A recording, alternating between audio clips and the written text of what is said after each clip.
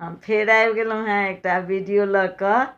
और जे छै ई वीडियो जे छै जे हम बनेलहुँ हेँ ई गौड़ पूजै कालमे पहिले जे छै गौड़ पूजै कालमे दुल्हा सब बेलपत्र तोड़ै छलखिन हेँ आ कनिआँ फुलडाली लेने रहै छलखिन हेँ, ओहिमे तोड़ि कऽ रखै छलखिन। तकर बाद दुनू गोटे मिलि कऽ गौड़ पूजै छलखिन हेँ, गौड़ीके पूजा करै छलखिन हेँ।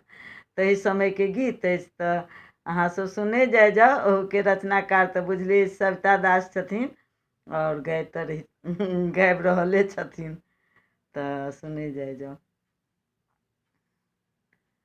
लाल ही दोपटा ओढ़ी मौरा पहिरिया रघुनंदन स्वामी।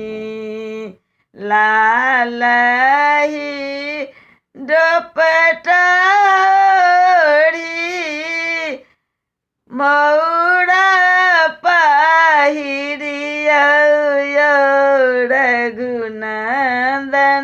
स्वामी। तोड़ी लिया हरियर बेलक पात रघुनंदन स्वामी।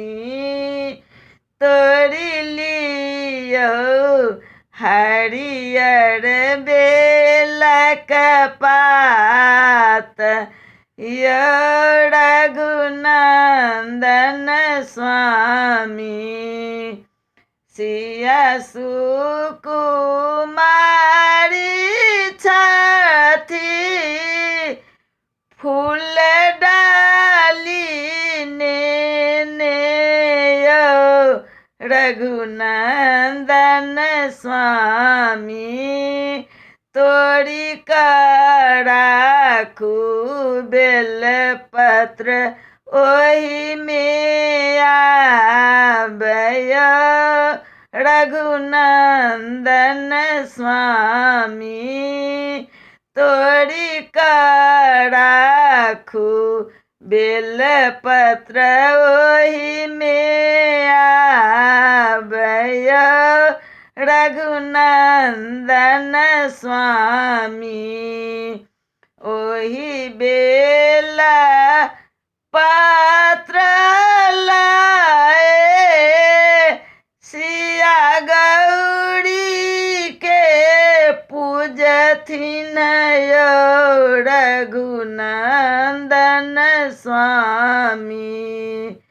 जुग जुग रहतैन बनल सुहाग